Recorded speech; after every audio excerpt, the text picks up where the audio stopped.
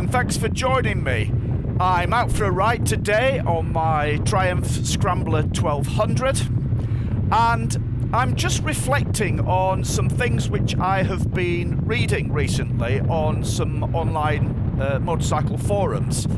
I spend quite a lot of time on forums, probably too much time, but I'm just fascinated by the comments that people put up, but the issues that people have, the concerns that people have, the things that occupy people, worry them. I find it very interesting as an insight into what makes people tick, and then I then reflect on that on myself, and see how do I feel about these issues, and do I have the same attitude or a different attitude, and if so, why? Just taking it steady here. It's lambing season, and as you can see across these roads there's no walls or fences, so you've got to look out for lambs and sheep on the road here this time of year. Most of them are quite savvy, but what you've got to be careful of is if you get between a sheep and its lambs, because the lamb's instinct is to run to their mother. If their mother's the other side of the road, then they just run across. Anyway, so yeah, I've been looking on forums, and one thing which comes up quite a lot is people's dissatisfaction with their bikes. And you will know this well, that people tend to complain about problems on the bike. So for any bike, if you look on a forum, it's full of posts of people talking about the problems, the issues they've had with that bike. And from that, you would think that just about any bike is just fraught with problems. And this does seem to have a negative impact on a lot of people. And what I want to talk about today is about embracing the imperfection in your bike. Not just accepting it, but embracing it. I want to tell you a couple of stories about two friends, two different stories about friends which kind of illustrate the point that I wanted to make. So the first one is I've got a friend, I've known him for many, many years, about 30 years, and he just cannot buy a new bike. He's been looking at buying a new bike for, a ridiculous amount of time now, probably about 8 years.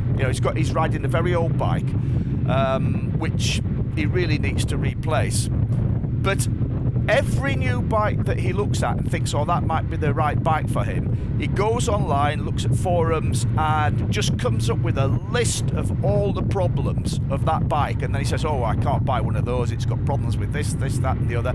So he then looks at another bike, and then he goes on the forums and he looks at all the problems that people come up with, and again he says, I can't buy this, that and the other. So this guy, and I kid you not, this is not made up, this guy has been looking at buying a new bike for about 8 years now, and he just cannot bring himself to buy any bike, because every bike that he looks at, he just comes up with a whole list of problems that bike apparently has, just through looking at things on forums.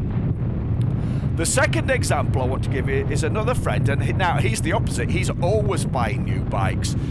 He's one of these people that buys bikes on a PCP scheme, so he buys a new bike every couple of years. But he's never happy with the bike. He looks at bikes, and he reads all the reviews in the magazines and online, and then he buys a new bike, and then I see him, how's your new bike? And he's like, niggle with this and a niggle with that, and this is not quite right and that's not quite right with it, and he's just pointing out all the faults and problems with it. And so typically only a couple of months after he's bought a new bike, he's already looking at what he's going to buy next, because he's unhappy with that bike.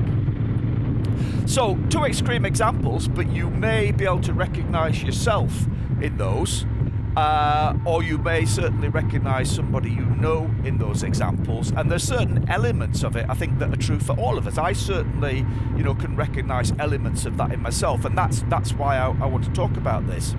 So, I've entitled this video Wabi-Sabi. I don't know if that's a term which you are familiar with, might be something you've heard of before, but it's a Japanese term, And it's a Japanese philosophy, a philosophy about accepting imperfections, seeing the beauty in imperfections. And so the point that I want to make in this video is that a bike does not have to be perfect for you to enjoy owning it, for you to enjoy riding it. No bike is perfect. You know, there's lots of people who are always looking for that unicorn special bike, but no bike is perfect. So why not enjoy that bike despite its imperfections, actually embrace those imperfections? And I can give you a very concrete example from myself with this Scrambler 1200. I had a BMW GS 1200 Adventure, which for me was probably the best touring bike I've ever owned. Closest, you know, to a perfect bike I've ever owned. But I traded it in for this Scrambler, and I used this Scrambler as a touring bike, as a long distance touring bike, and as such it has many faults, many imperfections. So for example, you know, again, you just have to look on the forums, and if you are a Scrambler 1200 rider, you will know exactly what I'm talking about. This bike doesn't come with a screen. Yes, you can fit an aftermarket screen. You can see I've got just a little fly screen on the front of it, but that's really more just cosmetic in terms of covering up the back of the ugly clocks there. It doesn't really do a great deal in terms of deflecting wind. Some people do fit aftermarket taller screens, but then they find they're getting a lot of turbulence from them. So again, there's a lot of dissatisfaction with that imperfection there. You know, another problem which a lot of people complain about with these Scramblers is that the seat is not the most comfortable, and I would have to agree with that. It's just a basic bench seat on this bike, and compared to other seats on, you know, other bikes, other touring bikes I've had, yeah, I'm definitely needing a break after 100 miles, 150 miles or so on this bike. So the seat is not the most comfortable as a touring bike. I do love this little drop down here, these bends.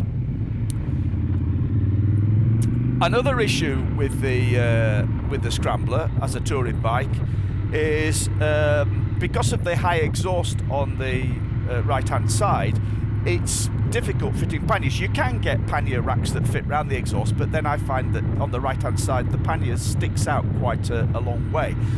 I'm not saying I won't get a right hand pannier bag at some point in the future, but at the moment I'm working just with the standard Triumph bag, which fits on the left side, and then a big hold-all bag on the seat behind me, and that's far from perfect in terms of a luggage arrangement. And if I was carrying a pillion, it would certainly be difficult, but I ride solo, so it's okay.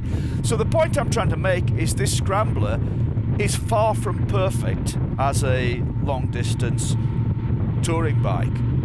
However, I'm actually enjoying working with those imperfections, embracing those imperfections, because there are many things about this bike which I really love. Many things about this bike that I really love. So I'm willing to put up with those shortcomings, if you like, of the bike as a touring bike, simply because I love the bike for other aspects of it. And that brings me to another more sort of general point about, attitude towards life, and that's that, life without difficulties, life without challenges is actually less enjoyable. It's overcoming the challenges, overcoming the difficulties, and still getting on with life and still enjoying life that makes life worth living. And, I'm sure that if you've stopped and reflected on life, you will recognise what I'm saying there and understand that and agree. Looks like I'm stuck behind this truck here because it's very difficult to pass here. Anyway, let it be. I'll just get on with talking. So, anyway, I just want to follow to finish this video then with a little quote from you, if I can remember it, because I think this is, sums up what I'm trying to say. This is a quote from a book called The High Road by Terry Fallis. I'm not sure if I can remember to quote it properly, so I'll just put it up on the screen for you. I'll finish with just run this the text of this on the screen.